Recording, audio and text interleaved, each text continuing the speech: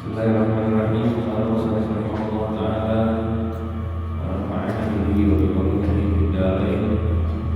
Babun fil nahyi anil bid'ah wa muhdatsatil umur.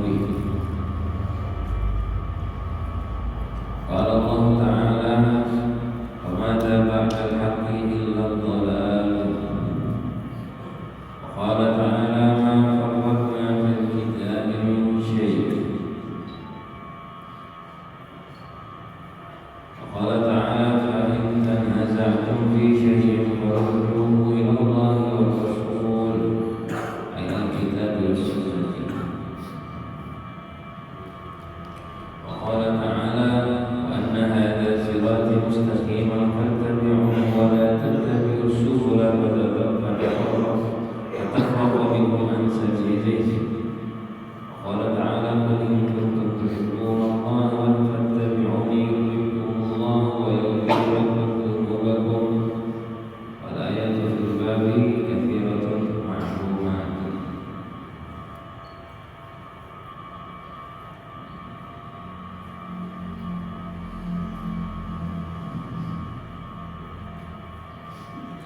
Alhamdulillah, syukurillah wa ni'amillah. Kita bersyukur kepada Allah Subhanahu wa Ta'ala atas segala nikmatnya. Wabil khusus di hari ini kembali kita berkumpul bersama-sama melanjutkan pembacaan kitab Riyadhus Shalihin karangan Imam Yahya bin Syaraf An-Nawawi. Kita masuk pada babul nahyi anil bid'ah, bab larangan dari bid'ah wa muhdatsatil umur, dan hal-hal baru yang dibuat. Nah, sebelumnya kita perlu pahami bid'ah sama muhdatsatil umur itu mirip saja artinya. Bid'ah ini kalau arti bahasa ibtada'a, membuat hal baru, ikhtira', melakukan sesuatu yang baru. Pencetus, buat, penemu, itu disebut dengan mubtadi', pembikin hal baru. Muhdatsatil umur sama ihdats. Muhdatsat itu yang dibuat, yang dibikin. Al-umur, hal-hal, perkara-perkara yang dibuat. Nah, di sini yang dimaksudkan sesuatu yang dibuat-buat tetapi yang bukan bagian dari syariat. Kalau dia bikin-bikin sesuatu, ya memang manusia begitu, selalu berkembang. Kan manusia seperti itu, selalu berkembang, tambah bagus, tambah pengalaman, tambah ilmu, bikin hal baru. Itu manusia seperti itu. Tetapi ada beberapa hal-hal baru yang dilarang.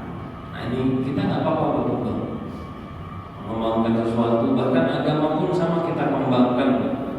Artinya ibadah kepada Allah kita kembangkan, tapi ada batasannya. Tidak boleh mengarang cara ibadah, nggak boleh.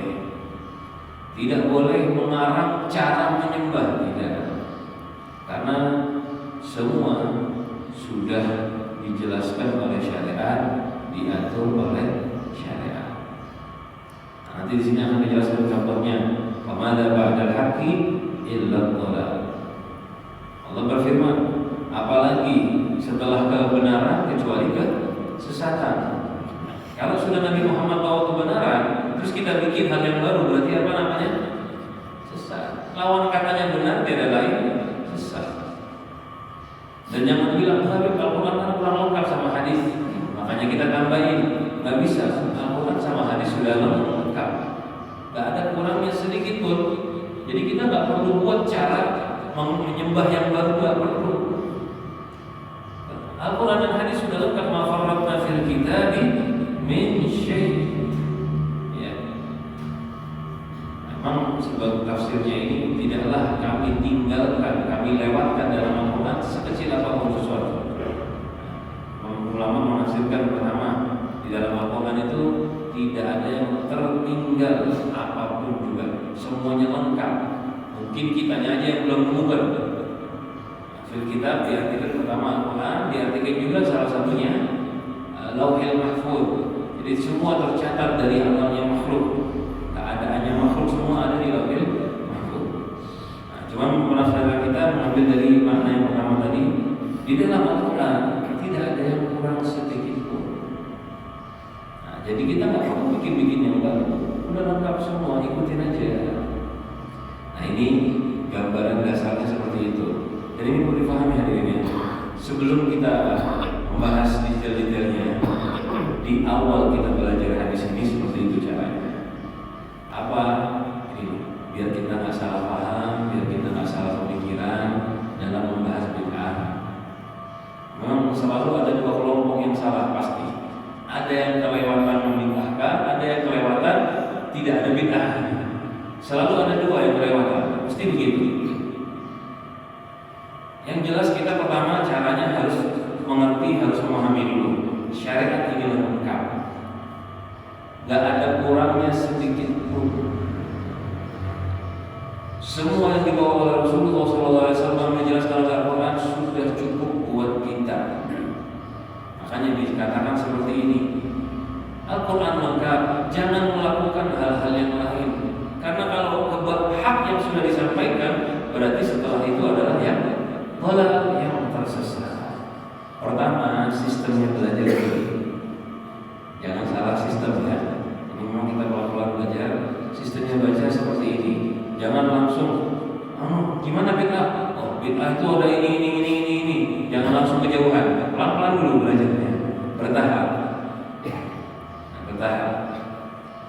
Jadi memang kita keyakinan awal ajaran Rasulullah sudah lengkap, Al-Quran sudah lengkap, dan memang ini harus kita yakini. Kalau nggak yakin, kita masih ngerasa ada yang kurang, ini imannya berbahaya ya.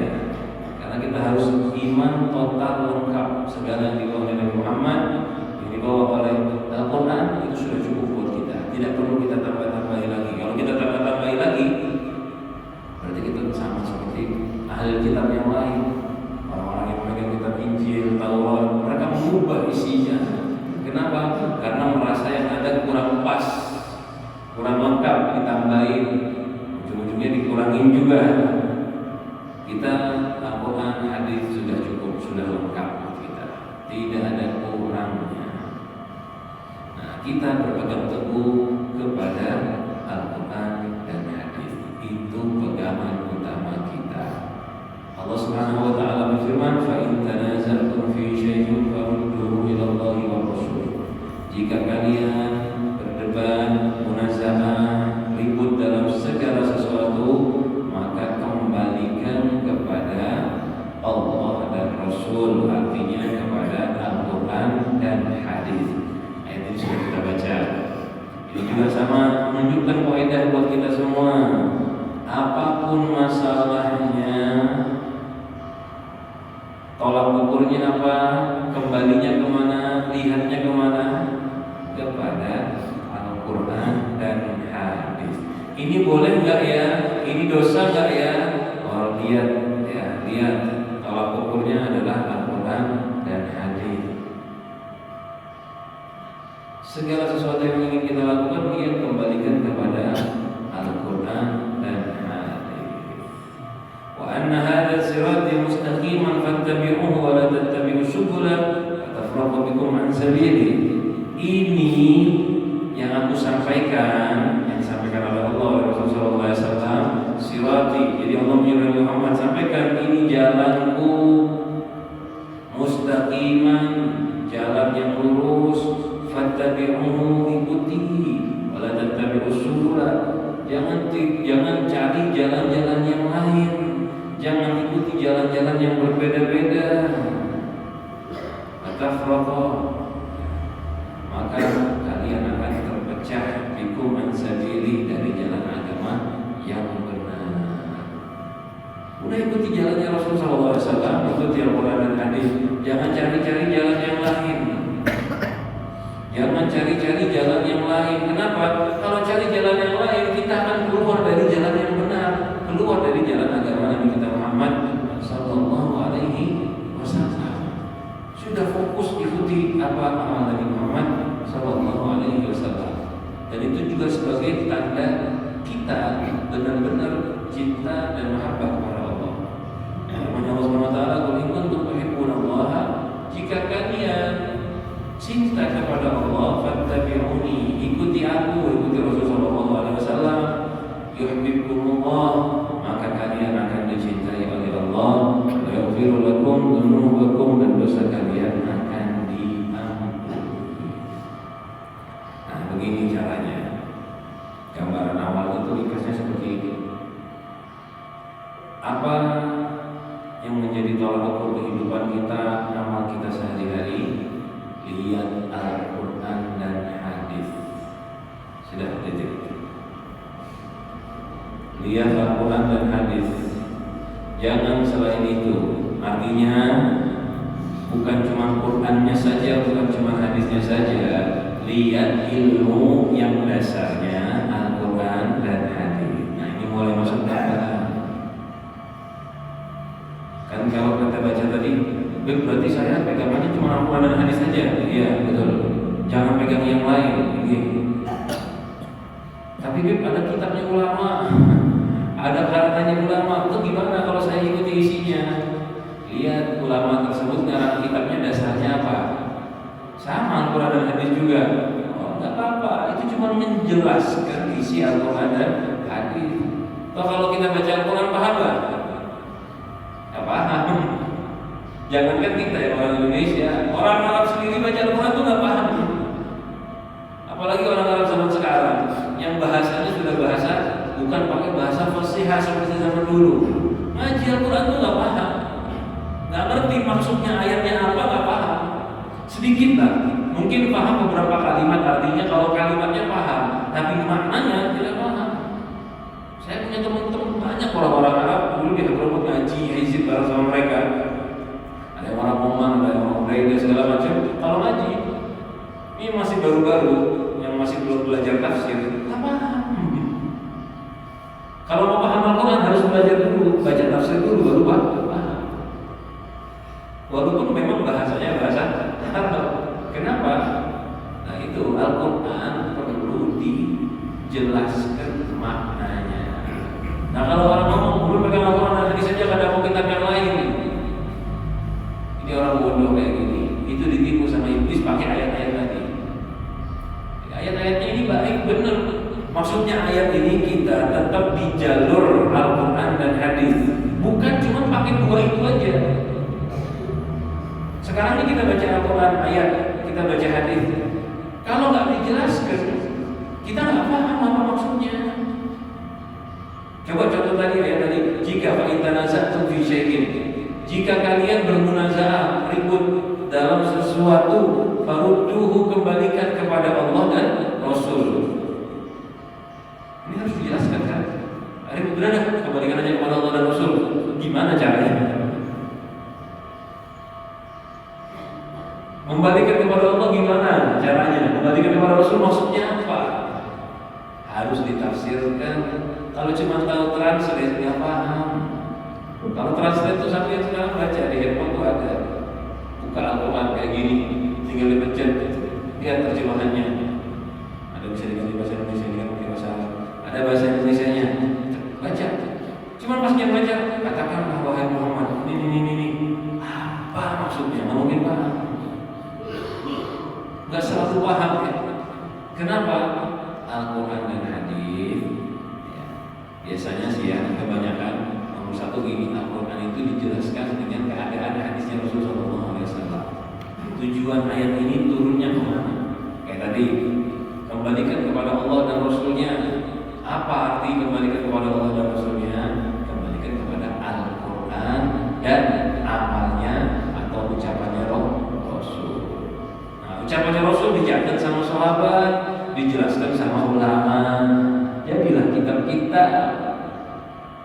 Jadi arti Al-Quran dan hadis, kembalikan hanya kepada Al-Quran dan hadis, bukan kepada zatnya saja ya. Bukan kepada tulisannya, ini kitabnya Al-Quran, kitabnya hadis. Sudah di rumah belum dua ini kitabnya. Tidak. Kita fikih yang kita baca itu juga termasuk bagian dari Al-Quran dan hadis. Karena ulamanya ngarangnya bukan ngarang dari akal. Mereka baca Al-Quran dipahami. Kayak contoh wudu kan disuruh basuh wajah, basuh tangan, wamsahu bi ru'usikum, usap kepala kalian. Ulama fikih nulis dengan bahasa yang lebih cocok untuk orang awam kayak kita. Rukunnya wudu ada 6. Al-Quran nggak begitu, bahasanya beda. Ditulis sama ulama fikih rukunnya wudu ada 6. 1 basuh niat, 2 basuh wajah. Di ayat Al-Qurannya niatnya nggak disebutkan, diambil dari hadis. Nama al-malu niat digabungkan sama ulama fikih. Jadi ulama itu ibarat kata Al-Quran sama hadis itu bahan baku, bahan baku tahu ya, bahannya ini dimasak sama mereka. Jadilah fikih, jadilah ilmu tasawuf, jadilah ilmu tauhid. Mereka yang mengelolanya. Kalau orang yang nggak paham melihat itu bingung, sampai tiba-tiba, anak pian bisa, minta makan, kasih nak. Dikasih bawang 1 potong, dikasih beras, dikasih daging mentah, dikasih minyak, dikasih garam, nak makan, bisa makan lah dia. Dikasih bahan mentah bisa makan nggak? Nggak bisa. Potong-potong dulu bawangnya, dikupas, dicampur, kasih bawang putih, dikasih goreng minyak, ditumis, bikin nasi goreng, bisa. Nah, mereka ulama begitu, bahan bakunya Al-Quran dan hadis. Ini maksudnya kembalikan kepada Al-Quran dan hadis. Ulama kita itu mengarang kita mengucapkan perkataan-perkataan, entah itu dalam fikih, tasawuf, dan dalam tauhid, mereka berdasarkan Al-Quran dan hadis. Omongannya memang bahasanya mereka, tapi istinbat hukumnya dari Al-Quran dan hadis. Mereka itu cuma ibarat kata tadi, masaknya, mengelolanya. Kalau pemikiran kita cuma sempit, baca ayat-ayat ini, ngomong, pokoknya kalau di hadis gak ada, gak usah. Di Al-Quran gak ada, gak usah. Sampai melihat bawang putih, nasi, minyak, kecap. Terus saya tanya, ada nasi goreng gak? Jawabannya ada gak? Ada gak nasi goreng? Gak ada. Yang ada apa? Bawang, beras, minyak, kecap. Padahal ini kalau ditumis dicincang, ditumis jadinya apa? Misal contoh ini ya, ini kan gambaran buat akal kita saja. Ini kalau saya masak, saya tumis jadinya apa? Bisa jadi nasi goreng ini kan? Wah, ternyata ada nasi goreng di dapur, cuma belum dimasak aja, kan begitu bahasanya. Nah begitu di dalam agama. Kumpul untuk berpikir, contoh. Kumpul berpikir, ada nggak di dalam syariat? Mampir ke rumah orang, duduk bareng-bareng, pikiran kepada Allah Subhanahu wa Ta'ala, tahlilan. Ada nggak? Kalau lihat di Al-Quran, ada, lihat di hadis ada, berarti nggak boleh, sesat. Nah, ini tanda kesalahan kita. Coba dibaca lagi, dipahami lagi. Ada nggak sih kumpul-kumpul kayak gitu? Ya kayak kita nanti merayakan Maulid. Saya baca di Al-Quran tuh kan ada kisahnya orang baca Maulid. Saya baca di hadis nggak ada kisahnya Rasulullah Maulidan, sahabat Maulidan nggak ada. Memang nggak ada ya. Walaupun ada, mungkin sampai sering dengar tuh kadang-kadang penceramah ada banyak, ada yang menyampaikan ini. Memang Sayyidina Abu Bakar mengatakan fadilahnya Maulid. Sayyidina Umar mengatakan fadilah Maulid itu hadisnya palsu itu disebutkan Imam Suyuti. Bukan ada masalah. Bukan berarti itu saya bilang ngomongin Sayyidina Abu Bakar tentang Maulid manfaat dirhaman, pokok ahya, itu palsu hadisnya. Cuma bukan berarti saya bilang Maulidnya salah. Nah, memang kadang-kadang ada yang menyelipkan hadis-hadis palsu, malah merusak sebenarnya. Bukannya mendukung kebenarannya Maulid, malah merusak. Kita udah jelas, nggak ada kesalahan sedikit pun dalam membaca sejarahnya Rasulullah. Nggak ada Maulid, tapi nggak ada. Coba, Maulid itu apa sih? Maulid itu apa? Membaca sejarahnya bahkan bukan cuma kelahiran aja, masih aja fase Isra Mi'raj itu selalu disebutkan juga ada. Dibaca sejarah bahkan dari sebelum lahirnya Rasulullah diceritakan bagaimana ibunya Rasulullah SAW bermimpi, kan ada di Maulid Liba, ya, bagaimana penciptaan manusia, cerita sampai lahirnya Rasulullah, sampai sedikit sifat-sifat Rasulullah dijelaskan. Ini kayak gini kan namanya membaca biografi, ya cerita. Coba lihat, Al-Quran ada nggak baca biografi? Ceritanya ulama, ceritanya para nabi ada nggak? Banyak sekali. Bahkan lebih banyak daripada omongan-omongan yang lain. Dari hukum lebih banyak kisah. Karena kisah itu juga diambil hukum dari situ.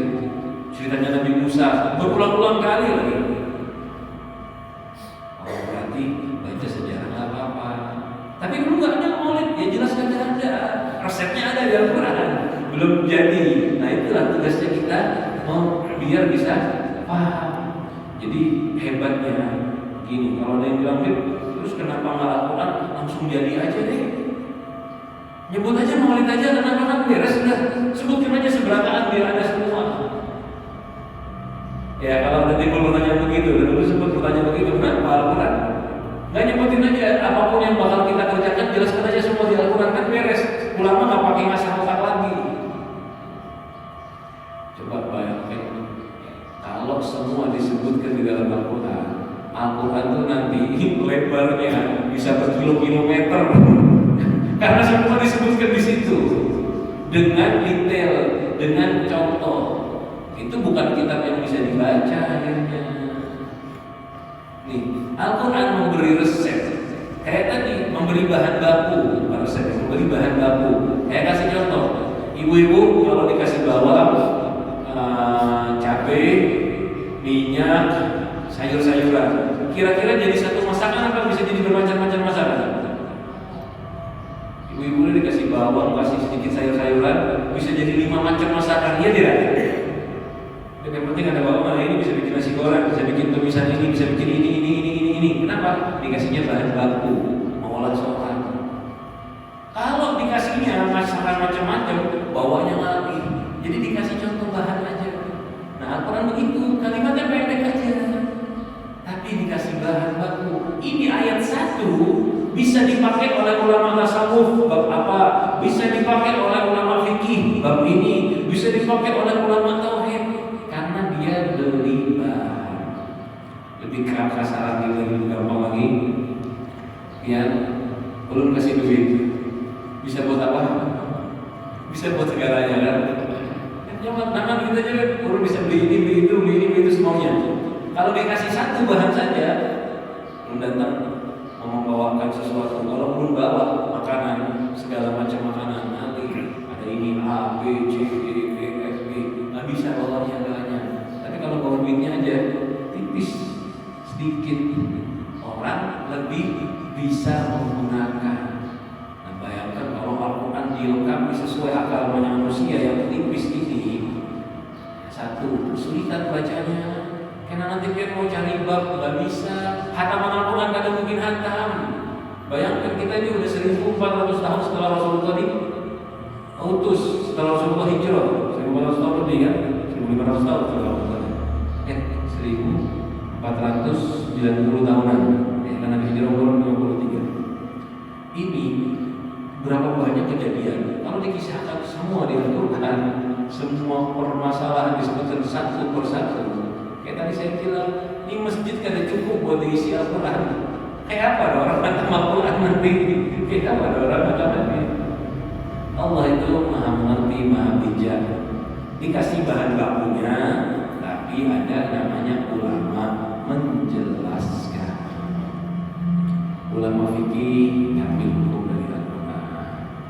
Padahal kadang-kadang tuh ayatnya sama, satu ayat. Tapi ulama fikih ngambil bab, ulama tasawuf ngambil dari situ, ulama hadis ngambil dari situ, ulama tauhid juga sama. Jadi kadang-kadang satu ayat ditafsirkan jadi satu kitab. Satu ayat jadi satu kitab. Jangan kaget.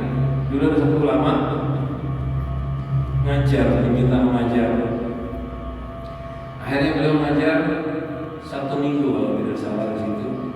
1 minggu menjelaskan Bismillahirrahmanirrahim belum selesai 1 minggu, baru huruf ba-nya aja lagi, belum bismillahnya lagi, baru ba-nya pada bismillah. Ya, kalau kita kan bismillahirrahmanirrahim apa yang mau dijelaskan? Pendek banget. Ini sini menjelaskan di huruf ba-nya. Ya, ini tingkatannya terlalu alim lah. Huruf ba-nya aja kada selesai 1 minggu dipelajari. Apa yang dipelajari? Memang diartikan ba-nya aja kan, ba artinya artinya dengan. Dan musahabah mata baru paling kita begitu udah maksimalnya. Ba artinya dengan berkah nama Allah. Paling itu kita. Tapi beliau ulama menjelaskan ba-nya sampai berminggu-minggu, seminggu belum selesai, berarti sudah. Nah, kenapa? Nah, itu di situ. Kalau dikasihnya bahan baku, dia bisa mengelola sangat luas. Dulu ulun baca kitab Tuhfah sama guru-guru saya Haddad. Berbulan-bulan ulun baca. Itu baru pembukaan kitabnya, belum hatam lagi. Padahal belajarnya 1 malam kan tiap malam 2 jam. Isinya yang kita pelajari memang pembukaannya agak panjang, Tuhfatul Muhtaj agak panjang. Kita waktu itu bacanya apa namanya? Hanya 1 halaman seperempat atau 1 halaman setengah. Itu beberapa bulan. Akhirnya ampian belajar. Kenapa? Kelawasan sih. Kalau kayak gini nggak hatam-hatam, belum memang udah mau pulang ke Indonesia. Jadi karena di akhir sebelum pulang nggak ada kegiatan, nambah pelajaran malam, dia nggak kosong waktu di malam hari baca kitab itu. Cuma hanya pembukaan kita. Berapa lama? Berbulan-bulan, lawas, bukan berhari-hari, berbulan-bulan. Terus kita belajarnya ini nggak kayak majelis. Kalau majelis banyak kisah-kisahnya kesana kemari. Ini belajaran 10 hari. Duduk dengan kita cuma berapa kita? Waktu 6 orang aja, 2 jam kadang sampai 11 malam. Kenapa? Ilmu sedikit banyak. Ustadznya Masya Allah, alim betul. Itu kitab Tuhfatul Muhtaj. Itu kitab bacaan harian. Komik buat beliau. Dipegang-pegang terus kemana-mana. Kitab itu dipegang-pegang terus kemana-mana, dibawa kemana-mana. Duduk sehari-hari. Kalau kita kan cari kitab yang tipis kan buat dibaca. Sini duduknya sehari-hari kira-kira segini pegangannya gini. Duduk rutin, santainya itu kitab itu yang dipegang. Kenapa? Ilmunya luas. Nah, begitu Al-Quran dan hadis. Jadi dari sini kita mulai memahami bahwa kembalikan kepada Al-Quran dan hadis bukan berarti lafaznya persis tidak. Kadang-kadang ini nggak ada di Al-Quran, nggak ada di hadis, tapi maknanya ada. Nah, makanya ulama mengatakan kalimat larangan dari bid'ah atau muhdatsatil umur itu maksudnya allati laysat ala qawaidisy syar'i.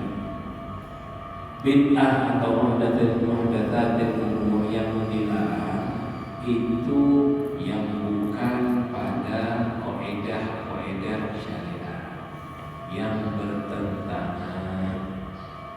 Kalau syariat mengizinkan itu walaupun perkaranya belum pernah dikerjakan di zaman Rasul, ya, belum pernah dibahas di Al-Quran, tapi ada contohnya, ada bahan bakunya tadi, ada resepnya, diperbolehkan. Selagi nggak dilarang, selagi kaidahnya tidak keluar dari syariat, nggak apa-apa. Tapi kalau keluar dari syariat, baru ditolak, baru nggak boleh. Seperti yang saya bilang tadi ya, ada satu golongan yang salah. Apa tadi? Pokoknya kalau ada bid'ah sesat itu salah. Ada lagi yang golongan, oh nggak bisa pak, kayak biasanya kayak ini biasanya dari kita ya, dari yang ngaku ahli sunnah wal jamaah. Kita koreksi diri ya, bukan nyala-nyala ya. Kalau ada tim kelompok aliran yang membid'ah-bid'ahkan, kan kita sudah tahu tuh. Dikit-dikit bid'ah sesat neraka, sudah tahu kita. Ada lagi golongan yang kayak kita, yang bukan ada bid'ah, kan kita nggak pakai bid'ah ibaratnya. Itu salah juga. Memang banyak hal bid'ah. Ada bid'ah tuh ada. Jangan sampai kita bilang nggak ada bid'ah. Jangan sampai kita anti dengan kalimat bid'ah. Enggak. Bid'ah itu kalimat yang diajarkan sama Rasulullah SAW. Kullu bid'atin dhalalah, itu hadisnya Rasul memang begitu. Kita juga harus tahu. Cuman bid'ahnya yang macam apa? Kita nih biasanya lalainya kita begini. Jangan begitu bid'ah. Bid'ah aliran sesat ya. Belum tentu, memang ada yang bid'ah betulan. Yang dilarang di syariat banyak. Nggak ada dikerjakan di zaman Rasulullah bid'ah ada. Cuma kita kaidah bid'ahnya itu dilihat. Ada sesuatu dikerjakan. Kayak tadi contoh sering kita contoh pakai kaidah maulid ya misalnya. Bid'ah ini kalau orang yang sempit, hubungan yang langsung nggak ada di zaman Rasulullah bid'ah. Ketika ditanya maulid bid'ah tidak? Oh bid'ah baru zaman Rasulullah. Ini golongan yang pertama salah. Karena langsung membid'ahkan. Ini juga pernah kita sampaikan bahwa di sini ya. Golongan yang kedua kayak kita, maulid bid'ah ada. Oh ada bid'ah, kawah kerjakan. Salah juga. Yang benar gimana? Maulid bid'ah enggak? Coba lihat apa maulid yang dimaksudkan. Kalau enggak maulidnya kita baca mana apa namanya? Baca sejarahnya Rasul, qasidah, kasih makan, kasih minum, orang kumpul. Nah, dilihat di syariat. Baca qasidah boleh ada?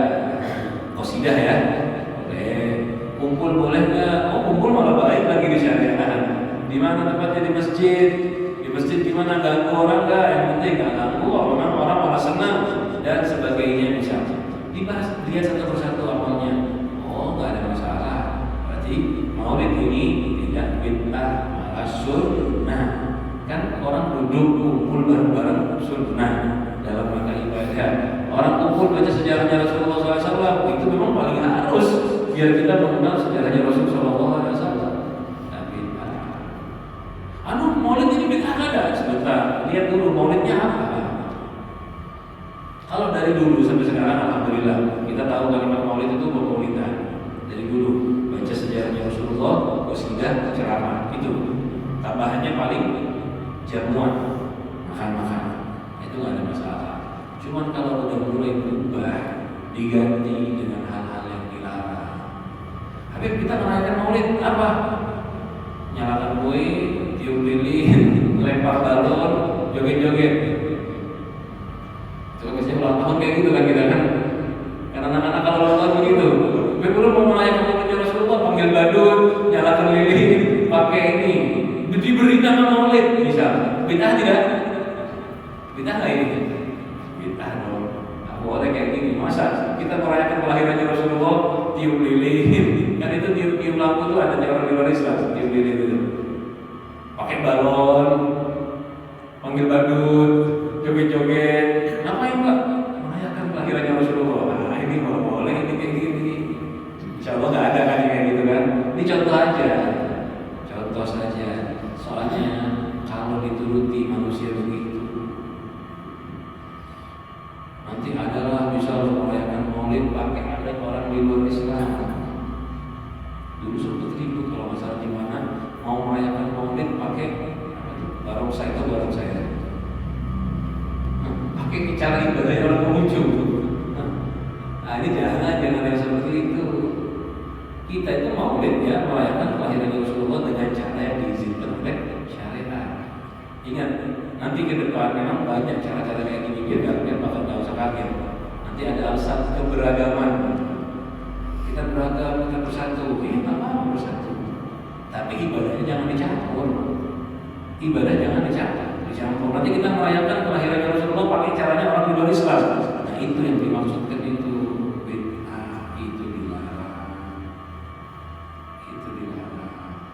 Ini ayatnya tadi yang terakhir kita baca. Qul in kuntum tuhibbunallaha fattabi'uni yuhibbukumullah. Dulu orang kafir datang sama Rasulullah. Kan dijelaskan oleh Muhammad sembah Allah. Sembahlah Allah. Orang kafir ngomong, Muhammad, saya menyembah Allah. Ngomong itu mereka. Mereka ngomong begitu. Saya menyembah Allah, saya cinta sama Cuman saya nyembah Allah nggak mau pakai cara kamu, mau pakai cara saya. Ya, dia mengenal kafir ini begitu. Saya mau menyembah Allah tapi pakai cara saya, tidak pakai cara kamu. Jadi nggak mau ikut sama Rasulullah. Ulun mengarang seorang, ulun mau menyembah Allah dengan cara ulun sendiri, tidak mau ikut dengan caranya Nabi Muhammad Sallallahu Alaihi Wasallam. Turun ayat ini, Muhammad sampaikan kepada mereka, mereka itu bohong, ngomong cinta sama Allah, tapi nggak mau ikut sama Rasulullah Sallallahu Alaihi Wasallam. Katakan bagi mereka, kalau kalian cinta Allah, ingin menyembah Allah, ikuti aku, ikuti Nabi Muhammad SAW. Cara menyembah Allah harus sesuai, baru akan dibalas cinta oleh Allah. Nah ini omongan orang kafir kan bahasanya terang-terangan. Saya nyembah Allah tapi nggak mau ikut Nabi Muhammad, kan kayak gitu. Ada orang zaman sekarang kadang ngomong begitu, kadang ngomong, tapi dilakukan. Tapi dilakukan. Perlu nyembah Allah dengan apa? Dengan caranya dia sendiri. Tidak boleh. Syariat kalau melarang ya jangan. Kamu kan niatnya baik. Bisa jadi kayak gitu ya. Kan innamal a'malu binniyat. Hati-hati, tidak boleh. Karena amal tergantung dengan niatnya. Kadang ada sesuatu yang dilarang, mau diniati baik tetap dosa. Tapi perlu nyolong tapi niat belum baik. Membeli pelajaran buat orang kaya bahwa harta itu tidak selalu kekal. Betul kan? Betul nggak omongannya dia ini? Harta itu nggak kekal, betul nggak? Betul. Belum mau memberi nasihat buat dia, memberi pelajaran, makanya mencuri duitnya. Ditangkap nggak orang kayak gitu? Nah, hadirin ini contoh omongan kayak tadi itu banyak di akhir zaman. Memang nggak ngomong bahasa kasar kayak tadi.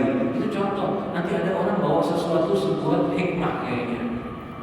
Tapi ternyata itu kesesatan. Kita nggak sadar, malah kita bisa keluar dari Islam. Dulu ada satu orang nasihati, ini orangnya mualaf baru Islam. Cuma dia bisa bisa mengobati orang, yang tusuk-tusuk jarum itu kayak aku untung gitu. Nah, salahnya dia ini ahlian pijat jangan dihubungkan dengan agama. Kayak zaman sekarang kan tukang pijat bisa melihat orang sebelah misalnya. Ini dia langsung ngomong saat itu, ngomongin sama yang diomongin orang yang muslim dari kecil dinasihati. Kata dia nih, banyak orang Islam yang salah. Mereka itu nyembah Allah tapi gak ada paham Allah di mana. Yang dengerin, ya sama-sama bingung dia juga, sama-sama nggak paham. Terus gimana? Allah tuh yang benar di sini. Allah tuh adanya di dalam hati. Betul apa salah ngomong gini? Betul apa salah? Kita aja bingung. Kalau ada orang ngomong zatnya Tuhan ada di sini, murtad kafir keluar dari Islam. Karena Allah tidak memerlukan ruang dan waktu. Kalau ingat sama Allah di hati, memang begitu. Ini contoh aja, orang nggak paham ngomong. Jadi bahasanya itu seakan-akan Tuhan di dalam sini. Nah bahasa kayak gini kan berbahaya. Ya berbahaya. Waktu itu ada yang menegur dia. Tuhan di sini, iya di sini, bukan di langit. Bukan, bahasanya dia begini. Tuhan itu bukan di langit, Tuhan itu bukan di sini, Tuhan yang benar di sini. Kan berarti dia menunjukkan ada tempat buat Tuhan. Soalnya dia ngomong begini, Tuhan bukan di langit, Tuhan bukan di sini, Tuhan itu yang benar di sini. Nah itu salah. Kalau bahasa jadikan Tuhan di hatimu, artinya ingat Tuhan, itu bahasanya nggak ada masalah. Pemahamannya orang tadi yang saya bilang salah, bisa bikin keluar dari Islam. Dia meyakini Tuhan itu berada di dalam hati, menyatu dengan manusia, bentuknya Tuhan. Kalau kayak gini namanya kufur, murtad, keluar dari Islam. Ini contoh, kadang-kadang ngomong sesuatu yang tidak diperintahkan oleh syariat, bahwa pemahamannya di dalam agama, tidak pakai dari Al-Quran dan hadis. Ini contoh salah satu bid'ah. Apa itu? Memberikan tempat bagi Tuhan, membilang Tuhan bertempat. Nah ini contoh salah satu dari bid'ah.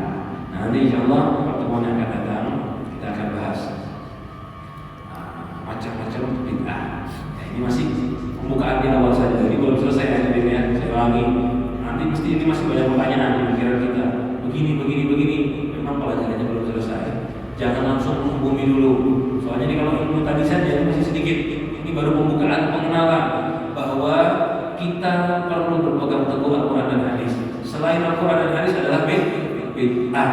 Cuman bukan selain tulisan, selain kaidah Al-Quran dan hadis adalah bid'ah. Nanti kita akan bahas pada pertemuan yang akan datang pelengkapnya insyaallah. Mudah-mudahan bisa bermanfaat, bisa kita amalkan, diberikan ilmu yang baru kepada Allah Subhanahu wa taala.